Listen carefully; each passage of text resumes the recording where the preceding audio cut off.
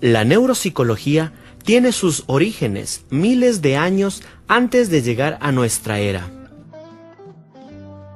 En épocas primitivas, cuando los humanos de ese entonces se comían cerebros de otros individuos con la esperanza de alimentarse de la inteligencia del ex dueño de esa materia gris, es un acontecimiento que ya hacía creer que dentro de esa cavidad craneana existían cualidades cognitivas.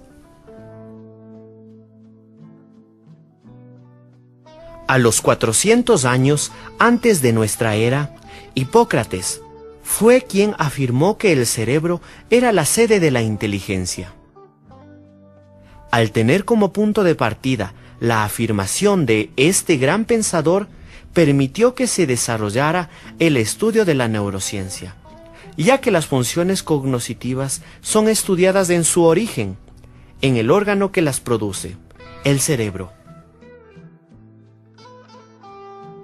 En 1861, Paul Broca es quien hace un gran aporte a la neurociencia, al presentar el cerebro de un sujeto que había perdido la capacidad de articular palabras. En este estudio post-mortem, Broca demuestra a la comunidad científica de la época que la porción posterior del lóbulo frontal del hemisferio izquierdo es la zona responsable de la articulación de las palabras, dando a conocer a la humanidad que la función expresiva del lenguaje tenía un asentamiento anatómico cerebral. En 1874, Carl Wernicke demostró que el lenguaje tiene una función comprensiva, y esta función está alojada en la zona posterior del lóbulo temporal izquierdo. Alrededor de 1861 se presenta el caso de Phineas Gage. Este evento marcó crucialmente el desarrollo de la neuropsicología. Phineas Gage fue un obrero de ferrocarriles, quien debido a un accidente sufrió daños severos en el cerebro, específicamente en la parte del lóbulo frontal. Gage sufrió cambios notorios en su personalidad y temperamento, lo que se consideró como evidencia de que los lóbulos frontales eran los encargados de los procesos relacionados con la autorregulación del comportamiento, la personalidad y las funciones metacognitivas en general. En 1945, Alexander Luria estudia casos de sujetos con lesiones cerebrales.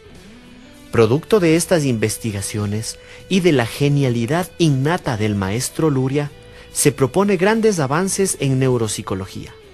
Entre ellos, el papel del lenguaje como mediador entre el comportamiento y el pensamiento, la comprensión de que el funcionamiento del cerebro es en forma de sistemas funcionales complejos, y el estudio de las funciones corticales superiores, entre otros grandes aportes que realizó el maestro Luria.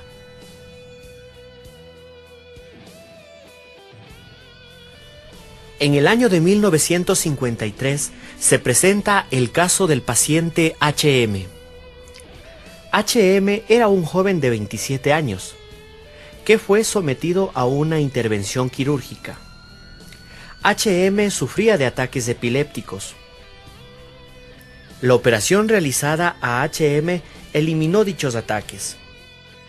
Se le extirpó gran parte de los lóbulos temporales, incluido el hipocampo, lo que provocó que se presente una amnesia anterógrada, es decir, una incapacidad para aprender o recordar sucesos o acontecimientos que tuvieron lugar después de la operación.